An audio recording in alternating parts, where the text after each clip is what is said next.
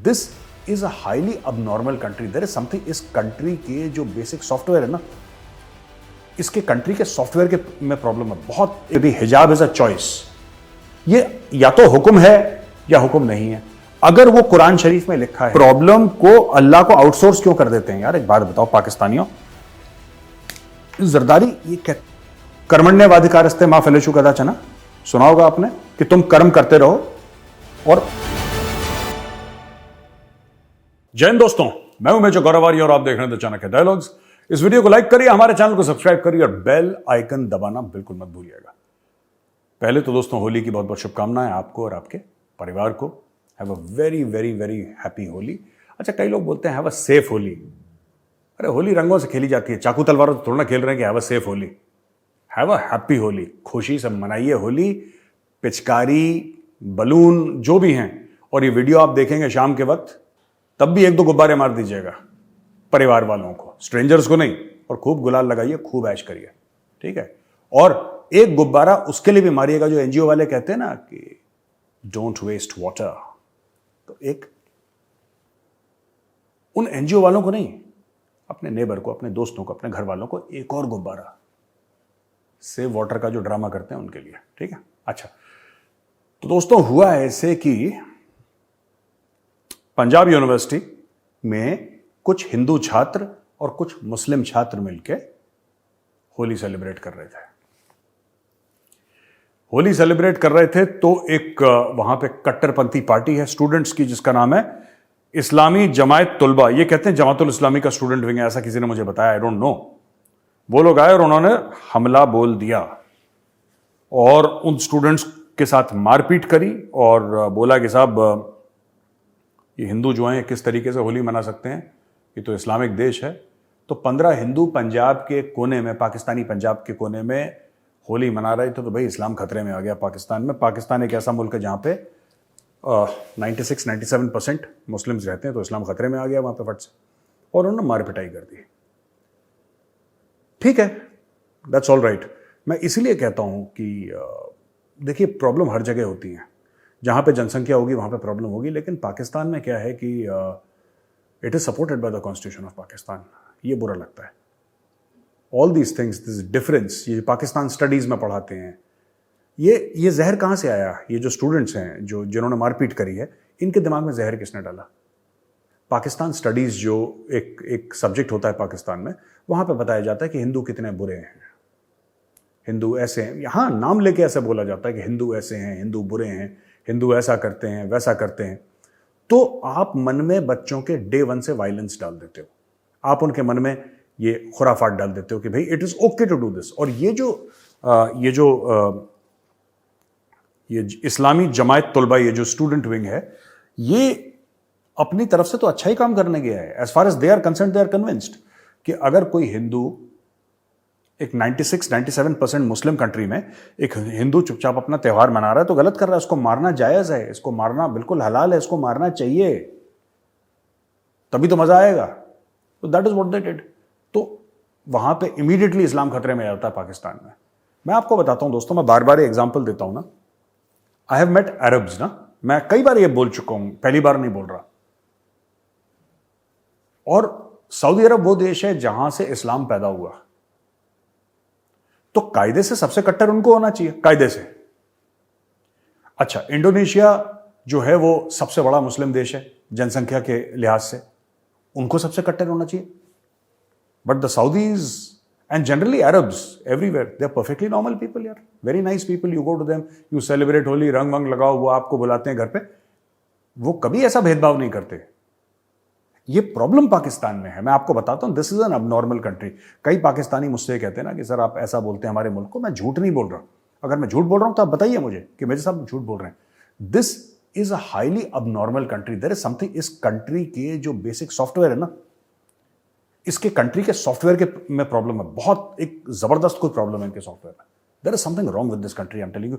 There are many things, इसके लिए अलग से 3-4 प्रोग्राम करने पड़ेंगे, what is wrong with Pakistan. But I don't want to finger point, I just want to say that इनको हर चीज से खतरा है। जो अगर कोई अहमदी जूस बना ले तो जूस भी अहमदी है, अगर कोई शिया प्याज दे दे तो प्याज से भी प्रॉब्लम है। इनको सिर्फ हिंदू से प्रॉब्लम नहीं है, कहीं जो हमारे हिंदू भाई बहन ये देख रहे हैं उनको लगता है कि उनको सिर्फ हिंदुओं से प्रॉब्लम है, नहीं, they have a problem with everybody, they have a problem with everybody in the world. ये चाहते हैं खास तौर से जो पाकिस्तान में है, और खास तौर से पाकिस्तानी, इसमें ना देखिए बुरा मत मानिएगा, इसमें जो जो सच है हमें वो बोलना चाहिए, ठीक है। खास तौर से जो पाकिस्तान में जो पाकिस्तानी पंजाब के लोग हैं, जब ये किसी और मुल्क में जाते हैं तो ये लड़ जाते हैं सेक्युलरिज्म के लिए कि वो मुल्क सेक्युलर होना चाहिए। मैं बता रहा हूं, ये पठानों में, बलोचों में, सिंधियों में नहीं दिखेगा आपको, ये ज्यादातर दिखेगा पाकिस्तानी पंजाबियों में। ये लंदन जाएंगे तो ये जान लगा देंगे अपने, अरे इंग्लैंड शुड बी सेक्युलर, और एक सेक्युलर मुल्क में हमारे क्या राइट्स हैं, और ये बिल्कुल, और वही दोगलापन आप देखिए जब पाकिस्तान में होंगे वही लोग। So they will not allow anybody to breathe. यानी कि जहां ये माइनॉरिटी में हैं पाकिस्तानी पंजाबीज, ये जहां पे माइनॉरिटी में हैं, wherever they are less than 10-15%, ये यहां पे विक्टिम कार्ड खेल खेल के, विक्टिम कार्ड खेल खेल के विक्टिम कार्ड, वही कार्ड घिस देते हैं कार्ड को, लेकिन खेलना बंद नहीं करते। वहां पे पूरी राइट्स चाहिए, वहां पे पूरी राइट्स चाहिए। अब देखिए एक मंदिर बन गया वहां पे यूएई में, राइट? आप पाकिस्तानियों का रिएक्शन देखिए। यही पाकिस्तानी पंजाबी दुनिया भर के, इंग्लैंड में, आपके यूएस में, ऑस्ट्रेलिया में, कहीं पर भी जाएंगे, पाकिस्तानी पंजाबीज, मैं पंजाबी खास तौर से पाकिस्तानियों को बोल रहा हूं क्योंकि पाकिस्तान का, मैं आपको बता रहा हूं, टेक इट फ्रॉम मी, ये जहर लाहौर से फैलता है पूरे पाकिस्तान में। मैंने तो इनकी डिटेल स्टडी कर रखी है, माइंडसेट का स्टडी कर रखा है। ये पाकिस्तानी पंजाब का जहर है, यह खैबर पख्तूनख्वा का जहर नहीं है, उनका कल्चर अलग है, बलोचों का कल्चर अलग है। ये यहां पे पाकिस्तानी पंजाबियों का खास दिमाग खराब हो रखा है, not all of them but many of them. तो ये लड़ जाएंगे कि हमारा मस्जिद होना चाहिए। कहां पे? इंग्लैंड में होना चाहिए, फ्रांस में होना चाहिए, मतलब आपका अमेरिका में होना चाहिए, ऑस्ट्रेलिया में होना चाहिए, न्यूजीलैंड में, हर दुनिया भर में जहां फैले हैं, दे विल फाइट कि हमारा मस्जिद होना चाहिए, हमारा मस्जिद होना चाहिए। लेकिन इन्हीं लोगों से पूछो कि यूएई ने परमिशन दी मंदिर अरे ऐसा कैसे हो सकता है जी, ये तो इस्लामी बिरादर मुल्क है, इंडिया बहुत बड़ा मार्केट है, इसलिए इंडिया को अलाउ, ये इनका दिमाग है। मैंने किसी पठान को नहीं देखा ऐसे बोलते हुए ना, I have not seen any Pathan और any Sindhi talk like that. वो अपने काम में मस्त रहते हैं। यहां पे लाहौर वालों को खाज की बीमारी, मैं बता रहा हूं, बहुत खाज है इन लोगों को, बहुत ज्यादा, और मेजर ही करेगा खाज दूर एक दिन। अब पाकिस्तान ऑक्यूपाइड कश्मीर, जिनको आजाद कश्मीर बोलते हैं पाकिस्तानी, ऐसी झूठ मूठ, वहां पे सारी जितनी भी लड़कियां हैं, जितनी भी औरतें हैं जो यूनिवर्सिटी में पढ़ती हैं, स्कूल में, सबको बोल दिया तुम हिजाब पहन के आओगे, ठीक है, सबको बोल दिया तुम हिजाब पहन के आओगे। तो बिटिया ने बोला होगा कि सर आटे की लाइन बहुत लंबी है, खाना नहीं मिल रहा है, यहाँ पे राशन नहीं मिल रहा, 3 दिन से लाइन में खड़े हुए हैं, कुछ करिए। बेटा राशन वाशन छोड़ो, ये छोटी बातें हैं, क्या हल्की बात, राशन नहीं मिल रहा, ये कोई बात होती करने वाली, तुम पहले हिजाब पहनो बेटा। तो उसको हिजाब पहना दिया। अब एक बात बताइए, हिजाब, मुझे एक बात ये समझ में नहीं आती कि आपने पहना दिया उसको हिजाब, चलो ठीक है, आपकी मर्जी है, आपका मुल्क है, आप उसको हिजाब पहनाओ, आप उसको बुर्का पहनाओ, आप उसको बोलो घर पे रहे, बाहर जाए, वो आपकी मर्जी है, ठीक है। लेकिन फिर इसके बाद ना ये मत बोला करो, जब आपके यूट्यूबर जाके सड़क पे जाके रिएक्शन लेते हैं ना लोगों का, कि आपको ऐसा क्यों लगता है कि जो इंडिया वाले हैं वो हर जगह, वो यूट्यूब का सीईओ भी इंडियन लगा हुआ है, वो गूगल का भी सीईओ इंडियन लगा हुआ है, वो माइक्रोसॉफ्ट का भी सीईओ इंडियन लगा हुआ है, वो पता नहीं है तो है करते रहते हो।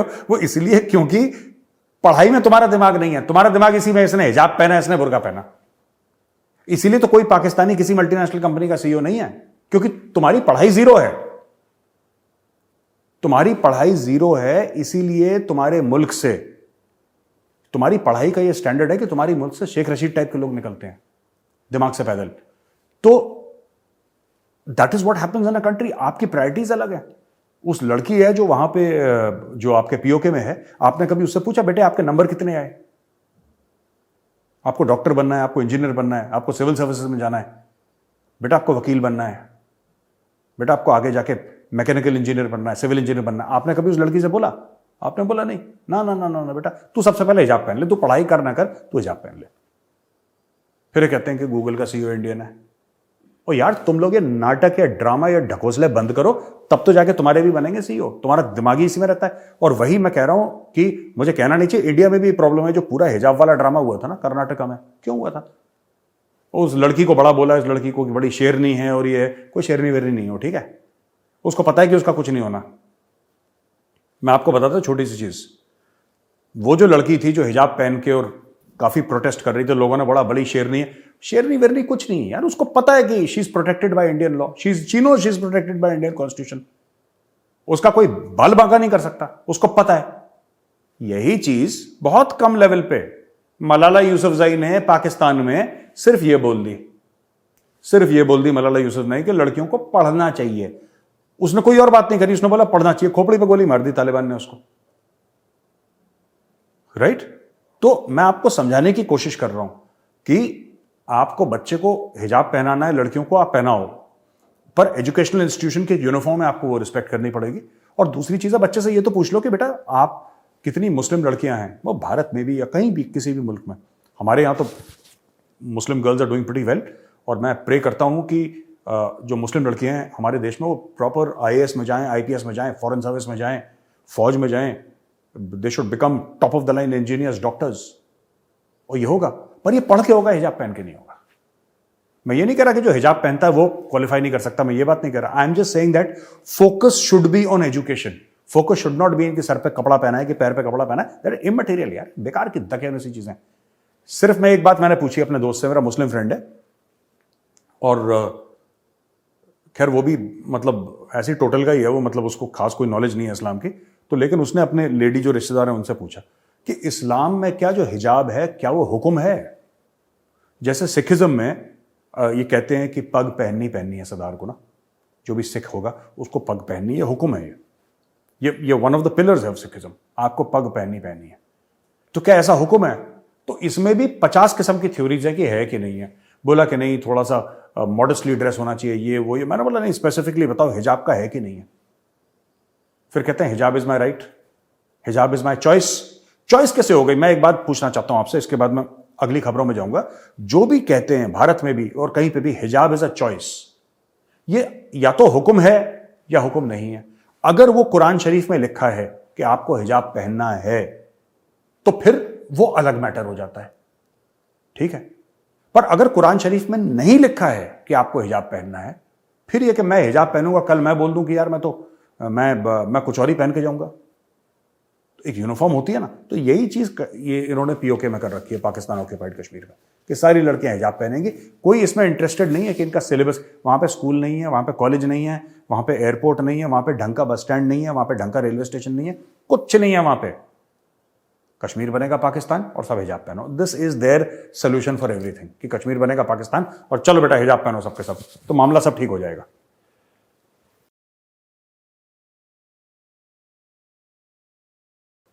और जब पाकिस्तान ऑक्यूपाइड कश्मीर में सारी लड़कियां हिजाब पहन लेंगी, उसके बाद हमारा भी कोई बंदा है ना, यूट्यूब का CEO लग रहा है, वो भी लग जाएगा CEO। व्हाट नॉनसेंस यार। अच्छा, ईरान ने फिर चाबी कस दी, और ईरान चूड़ियां कस रहा है। अभी तक तो भारत कस रहा था, ईरान ने इतनी भयानक चूड़ी कसी, ये हमने पहले भी कवर करा था। Sources told the Express Tribune that the premier had been sensitized to the situation. Officials familiar with the development said that Iran claims that it has already spent $2 billion to complete its part of the pipeline in the territory. Pakistan on the other hand has not even begun working on the construction. पैसे खा गए यार ये। Basically क्या था कि एक Iran Pakistan की पाइपलाइन आनी थी जिसमें तेल आना था, गैस आनी थी ईरान से। अब Iran Pakistan gas pipeline project जो था, प्राइम मिनिस्टर शहबाज शरीफ ने मैटर ये टेकअप करा था कि डिप्लोमेटिक बैटल ना हो। अब ईरान ये कह रहा है, ठीक है, कि आपने हमसे वादा करा था कि आप ये पाइपलाइन बनाएंगे, हमारा एक साइंड डॉक्यूमेंट है, ठीक है। तो पाकिस्तानी सरकार को बोला कि ये तो डॉक्यूमेंट है, आपको बनाना पड़ेगा ईरान पाकिस्तान गैस पाइपलाइन। तो वहां से फिर गैस आनी थी, ये सब हो गया। ईरान ने अपने पैसे खर्च कर दिए। ईरानियों को लगा कि ये तो जबान दे दी है तो जबान के पक्के होंगे, है ना, जबान दे दी है तो जबान। ईरानियों को क्या पता था कि लाहौरी हैं ये, भाई धोखा इनकी फितरत में है। इन्होंने क्या करा कि इन्होंने ईरान को चूना लगा दिया, सऊदी वऊदी के प्रेशर में आके कुछ इन्होंने करा और पैसे वैसे गायब हो गए, इन्होंने कुछ काम नहीं करा। अब ईरान कह रहा है कि बेटा पाइपलाइन बनाते हो कि नहीं, वरना इंटरनेशनल कोर्ट ऑफ जस्टिस में कॉलर से पकड़ के घसीट के ले जाएंगे और 18 अरब का तुम्हें फाइन देना पड़ेगा। ठीक है, इसको कहते हैं कंगाली में आटा गीला। अब ईरान बोल चुका और पिछले 2-3 महीने से लगातार हर महीने बोल रहा है। 3-4 बार तो मैंने सुन लिया ईरान को रिमाइंडर देते हुए पाकिस्तान को। अब ये पैर पकड़ रहे हैं, बोल रहे हैं कि 80 भी मुसलमान थे तो 80 भी मुसलमान। ये पाकिस्तान कर रहा है, लेकिन fact of the matter is कि पाकिस्तान फंस गया है बुरी तरीके से। Previously under pressure from Saudi Arabia, हाँ वही बात है जो मैं कह रहा था। The Pakistan Muslim League Nawaz government decided to shelve the LNG Gwadar pipeline. At the time, Pakistan was the view that it would be build the 80 kilometers pipeline connecting Iran, Pakistan to the situation. View that it would build the 80 kilometer pipeline connecting to Iran, Pakistan if the situation between United States and Iran stabilized. अच्छा, ये हाल है इनके पाकिस्तानियों के, ये इस्लाम का परचम ये लहराएंगे। इन्होंने क्या करा कि सऊदी अरब तो ईरान के एंटी है, तो सऊदी अरब ने बोला कि भैया तुम थोड़ा हल्का हाथ रखो। तो इन्होंने बोला ठीक है साहब, आप शेख इधर तो देख। तो शेख ने इधर देखा, शेख ने पैसे दिए, इन्होंने पैसे एंटी करे, या शेख इधर तो देख, कहानी खत्म हो गई। अब इन्होंने बोला कि यार अमेरिका की भी नहीं बनती। फिर जब पाकिस्तान ने सोचा कि अमेरिका और ईरान की नहीं बनती, फिर उन्होंने क्या बोला, इन्होंने बोला यार एक काम करते हैं, जब इनका और अमेरिका का मामला थोड़ा सेटल हो जाएगा तब बनाएंगे। यानी कि पाकिस्तान चाह रहा था कि एक तो जो शेख से पैसे लिए वो आंटी कर लिए इन्होंने, वो जेब में गए इनके, वो गायब हो गए। अब फिर उन्होंने बोला कि जब होगा तब देखेंगे, जब इनका मामला स्टेबलाइज हो जाएगा, ईरान और यूनाइटेड स्टेट्स ऑफ अमेरिका का रिलेशनशिप ठीक ठाक हो जाएगा, तब हम बनाएंगे गैस पाइपलाइन। ईरान कहता है उससे क्या लेना देना हमारा, यार तुमने साइन करा है बनाओ, हमने पैसे खर्च करके अपना बना दिया, तुम बनाओ अपना। तुम क्यों नहीं बना रहे अपना? तुमने तो साइन करा है डॉक्यूमेंट, तुमने तो अग्रीमेंट साइन करा है, और दो मुल्कों के बीच में जो अग्रीमेंट होता है वो ऑनर करना पड़ता है। अच्छा, तो ईरानियंस ना जनरली देखो, आप ईरानियंस के कितने भी खिलाफ हो, ये कर रहे हैं वो कर रहे हैं, बट ईरानियंस ने अपनी डील, जो अपने एंड की डील थी, वो ईरान ने पक्की रखी। Iran honoured it's end of the deal और $2 अरब खर्च करके, जबकि ईरान पे दुनिया भर के सैंक्शंस हैं, उन्होंने $2 अरब खर्च करा और उन्होंने बोल दिया कि ठीक है डन, लो ऐश करो, हमने भेज दिया, हमने कर दिया अपना काम, अब तुम भेजो अपने बंदे और अपना बनाओ यहां पे। अपने एंड की पाइपलाइन तो तुम ही बनाओगे ना, जो पाकिस्तान के अंदर, हमने तो ईरान के अंदर बना दी, अब तुम अपनी बनाओ। उनको क्या पता था, इनकी फितरत में धोखा है। तो उन्होंने वही बोला कि 80 भी मुसलमान थे तो 80 मुसलमान, पुराना पाकिस्तान का डायलॉग है। अब ये भाग रहे हैं, इनके दुम पे आग लगी, हर जगह भाग रहे हैं कि बचा लो बचा लो बचा लो। ईरान हमसे 18 अरब, ईरान कह रहा है तुम्हें घसीट के ले जाएंगे हम इंटरनेशनल कोर्ट में और तुम्हें पैसा देना पड़ेगा। पता नहीं किस किस की देनदारी है इस मुल्क की, किस किस की देनदारी है, बहुत ज्यादा। अच्छा जी, जरदारी ने एक उम्मीद जगाई है, जरदारी भी है तो पाकिस्तानी ना, कि एक दिन पाकिस्तान का फॉरेन रिजर्व 100 अरब होगा, और फिर एंड में इसने बोल दिया इंशाअल्लाह। बस ये हर प्रॉब्लम को अल्लाह को आउटसोर्स क्यों कर देते हैं यार? एक बात बताओ पाकिस्तानियों, जरदारी ये कहता है कि एक दिन पाकिस्तान का जो फॉरेन रिजर्व होगा वो $100 अरब होगा इंशाअल्लाह। एक मिनट, जरदारी साहब आपको यह कहना चाहिए कि एक दिन $100 अरब का फॉरेन एक्सचेंज रिजर्व पाकिस्तान का होगा, यह रोड मैप है और मैं जिम्मेदारी लेता हूं, मैं करूंगा। यह रोड मैप है, हम इस तरीके से $100 अरब का ले जाएंगे। नहीं, इन्होंने यह नहीं बोला। यह हर समय एंड में पाकिस्तानी देखिएगा, देखिए ये तो मुस्लिम्स कहते हैं इंशाल्लाह, लेकिन जब मुस्लिम्स इंशाल्लाह कहते हैं ना, अरब के, कहीं और के, इंडिया के, बांग्लादेश के, दुनिया भर के मुसलमान जब इंशाल्लाह कहते हैं ना, दे एक्चुअली मीन इंशाल्लाह। मैं बता रहा हूं, दो किस्म के इंशाल्लाह होते हैं। एक जो पूरी दुनिया के मुसलमान कहते हैं, वो कहते हैं यार कि हमने अपनी मेहनत कर दी है, ठीक है, और मेहनत का जो फल है ना वो अल्लाह ने देना है यार, इंशाअल्लाह, गॉड विलिंग, अगर वो चाहेगा हमें फल मिलेगा। कर्मण्यवाधिकारस्ते मा फलेषु कदाचन, सुना होगा आपने कि तुम कर्म करते रहो और फल की चिंता मत करो।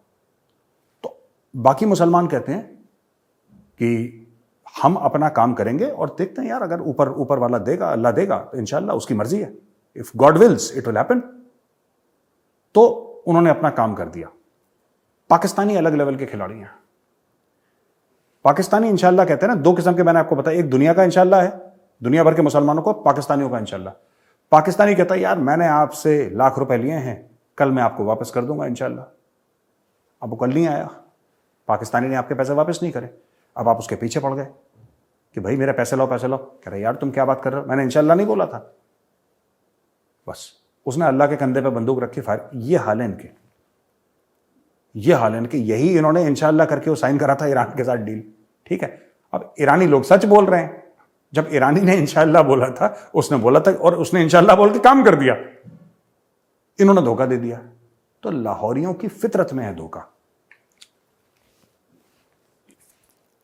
टर्की का 100 अरब से ज्यादा यूएन ने बोला है कि लॉस हो गया है टर्की का। अच्छा यार, काफी लोगों ने बोला कि साहब हमने टर्की की इतनी मदद करी और टर्की ने फिर वही चीज, वही कश्मीर का राग। यार देखो ना, और मेजर साहब आपने भी टर्की के लिए अच्छे मैसेज भेजे थे, अच्छे पैगाम भेजे थे, और टर्की ने फिर धोखा दे दिया। देखो यार, देखो ऐसा नहीं है। टर्की, मैं फिर आपसे बोल रहा हूं ना, फर्क है। You can't punish an entire country because somebody sitting on top of Turkey's political hierarchy is a clown यार।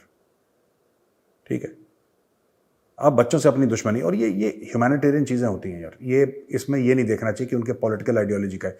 We did not help. Operation Dost was not for politics यार। Operation Dost was not for political gain, कि वो कश्मीर का नाम लेगा नहीं लेगा, उसने ले लिया, छोड़ दो ना आप ये सब चीजें। उसका कश्मीर के नाम लेने से क्या हो रहा है? कुछ हो रहा है उसका कश्मीर के नाम लेने से। और दूसरी चीज ये है यार कि अपने अपने संस्कार होते हैं भाई, अपने अपने संस्कार होते हैं। ठीक है, आपने अपना संस्कार दिखाया, अर्दोगान ने अपने संस्कार दिखाए। आपको क्या लग रहा था कि अर्दोगान क्या करेगा? I was very clear from day one, this is help. Operation Dost was help to the people of Turkey, it was not a help to Erdogan. ठीक है, एंड मैं तो ये कहूंगा कि भगवान ना करे कल अगर फिर से कोई प्रॉब्लम हो, भगवान ना करे कोई प्रॉब्लम हो, लेकिन होती है, we should again launch operation Dost 2.0। We should launch it, we should help the people, because this is, ये पीपल टू पीपल वाली बातें होती हैं यार।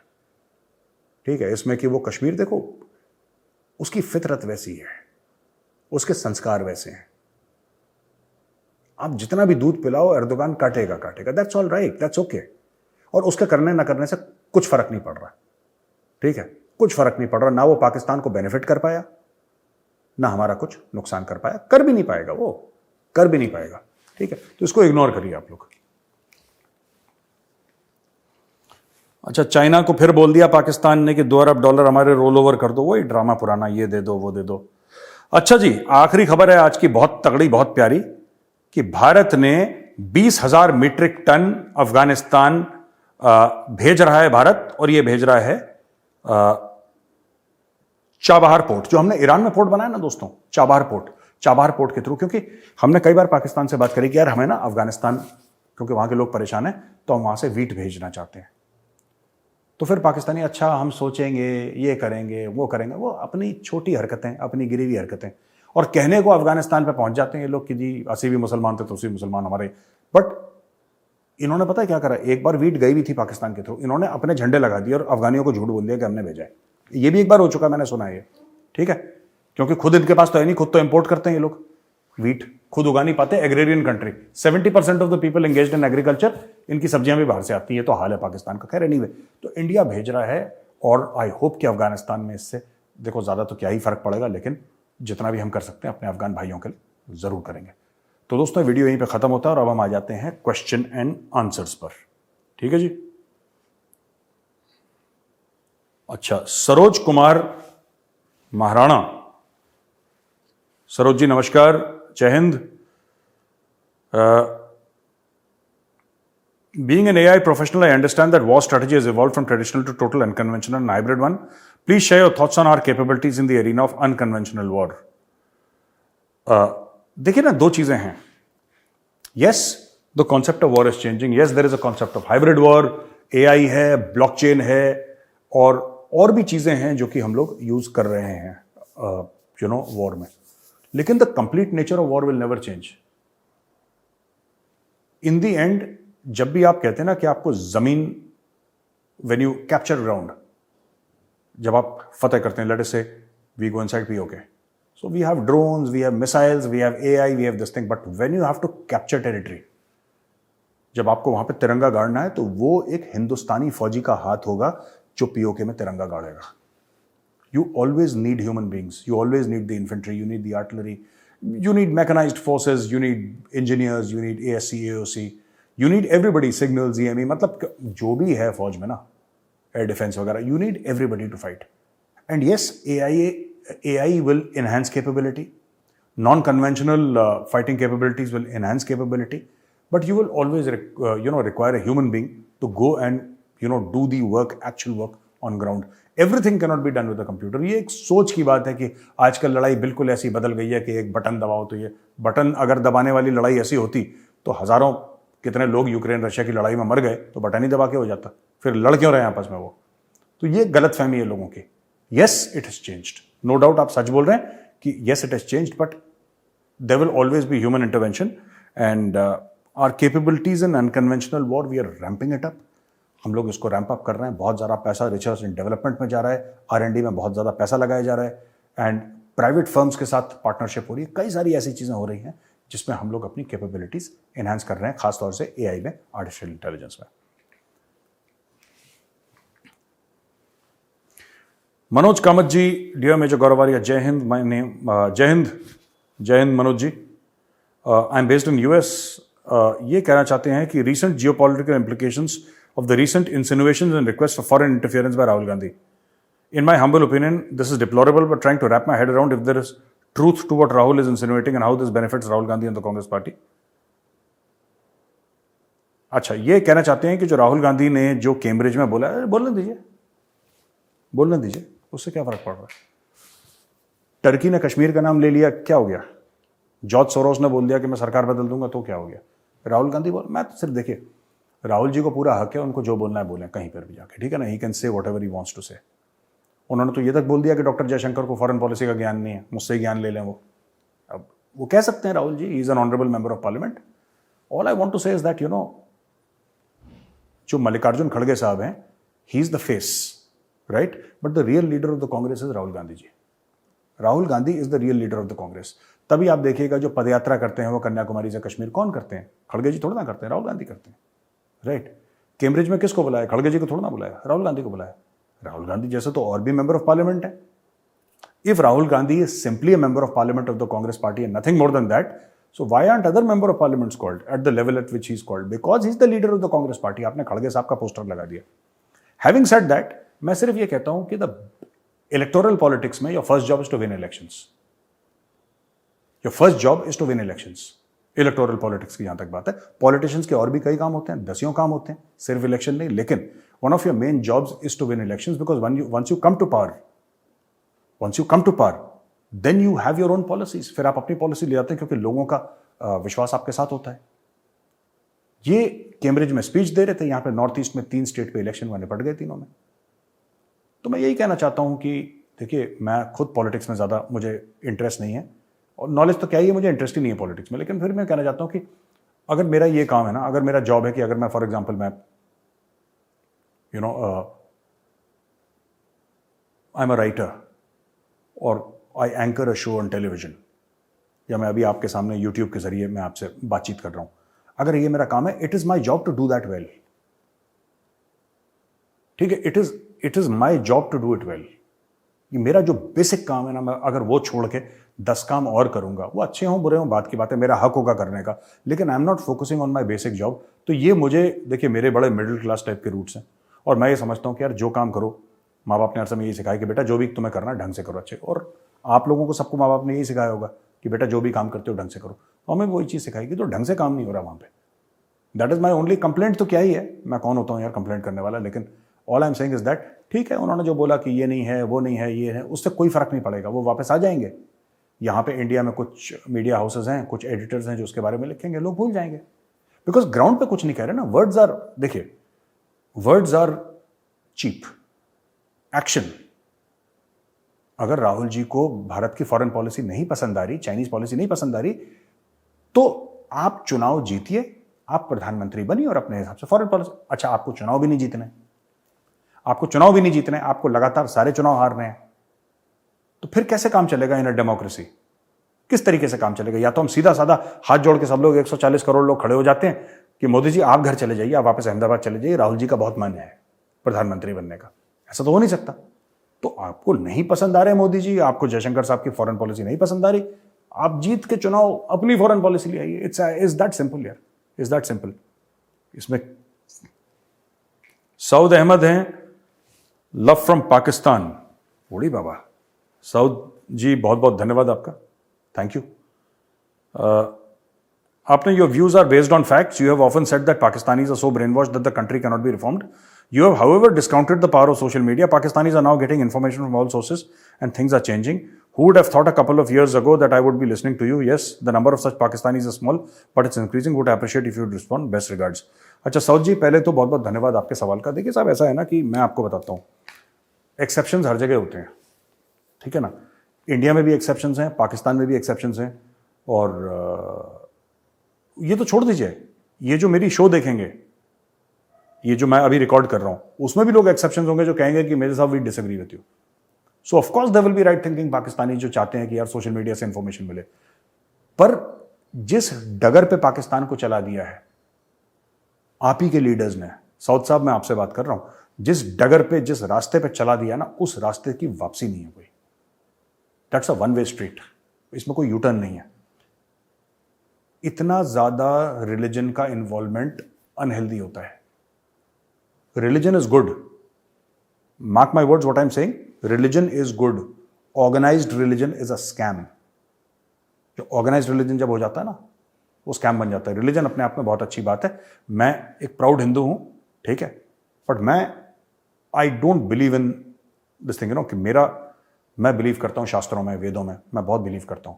मैं रामायण में, मैं भगवत गीता में बहुत बिलीव करता हूं. मैं शिव भक्त हूं. लेकिन मैं एक बात कहना चाहता हूं कि मेरा कभी ये नहीं है कि मैं किसी को दर्द पहुंचाऊं या किसी को चोट पहुंचाऊं. राइट. जहां तक पाकिस्तान की बात है सऊद साहब, मैं आपको ये कहना चाहता हूं कि जिस रास्ते पे आपके लीडर्स ने, most of the right thinking, आप please correct me if I am wrong, हो सकता है मैं गलत ही बोल रहा हूं, लेकिन most of the right thinking Pakistanis जिनका कोई वसाइल है उनके पास, जिनके पास कुछ पैसे हैं, कुछ भी है, they are leaving Pakistan and going outside. और फिर मैं वही कोट करूंगा, सुशांत सरीन है, मेरे दोस्त हैं, मुझसे सीनियर भी हैं, मेरे दोस्त हैं, उन्होंने एक बड़ी अच्छी बात बोली थी अर्नब की शो में पाकिस्तान के बारे में, जो मैं पहले भी कोट कर चुका हूं. बड़ी प्यारी सी बात बोली उन्होंने. बोला, in Pakistan it is not a failure of the government, it's a failure of the state. और ये बहुत एक संगीन, जिसको कहते हैं ना कि एक इल्जाम भी लगा लीजिए, चार्ज भी कह लीजिए, एक्यूजिशन भी कह लीजिए, फैक्ट भी कह लीजिए, आपको जो करना है. देखिए, जब फेलियर ऑफ द स्टेट हो जाता है ना, तब प्रॉब्लम है. What Pakistan is facing is systematic failure of the state. Ritesh Rajesh Singh, major साहब, आई एम फ्रॉम कैनेडा. ये कह रहे हैं कि रितेश जी, पहली बात नमस्कार. Is there any portal, email ID or anything where we can report this kind of anti-India elements to Indian government? I have a few people in Halifax, Nova Scotia, who openly criticize India sitting with Pakistani and it gets awkward for us and we cannot do anything while Pakistani laugh at us. देखिए, मुझे नहीं लगता कि कोई भी पाकिस्तानी को हंसना चाहिए, ठीक है. देखिए, या तो जिसके पास बहुत कुछ होता है वो हंसता है या पागल हंसता है, ठीक है. या तो जो खुशी है जिसको कि कुछ मिल गया, दोस्त मिल गए, यार मिल गए, पैसा मिल गया, जायदाद मिल गई, वो हंसता है खुशी से, या फिर पागल हंसता है. ये जो पाकिस्तानियों की हंसी है ना, दूसरी वाली है ये, ठीक है. ये दूसरी वाली है जो आपने सड़क पे देखा होगा ना. कभी कहना नहीं चाहिए, I don't want to make fun of anybody, but आपने देखा होगा कि कोई, they just looking at the sky and laughing because there is nothing else in that country. तो आप प्लीज इग्नोर करिए, किसी की कोई कंप्लेंट करने की जरूरत नहीं है. पाकिस्तानियों को बचपन से दिमाग में कुछ फीड करा गया है हिंदुओं के बारे में, इंडिया के बारे में, और वो सोच सोच के दे कीप ऑन एंजॉयिंग. और उनको ये नहीं पता कि भारत कितने आगे निकल गया. उनको हंसते रहने दो पीछे. Let them laugh because they don't know themselves that they are laughing at their own country burning. उनके मुल्क में आग लगी है और एक्चुअली वो उस पर हंस रहे हैं. उनको अभी पता नहीं है, लेकिन उनको पता लग जाएगा कि बेटा जो तुम हंस रहे थे ना, तुम एक्चुअली, इनके मुल्क का और अभी बेड़ा गर्क होने वाला है. मैं आपको बताता हूं, 3-4 हफ्ते और आप वेट करिए. Wait for the first week of April, second week of April, just wait for that time, then you'll see और कितना बेड़ा गर्क होगा इनका. अभी जो आपको लगता है ना पाकिस्तान में सब कुछ खत्म हो गया, नहीं, ये तो अभी शुरुआत है. अभी आप देखिएगा क्या क्या होगा. And all these wounds are self inflicted. ये खुद का इन्होंने ना खुद की वाट लगा रखी है. तो दोस्तों, बहुत बहुत धन्यवाद ये एपिसोड देखने के लिए. इस वीडियो को लाइक करिए, हमारे चैनल को सब्सक्राइब करिए, बेल आइकन दबाना बिल्कुल मत भूलिएगा. Have a great, wonderful, fantastic and colourful Holi. जय हिंद, वंदे मातरम, भारत माता की जय.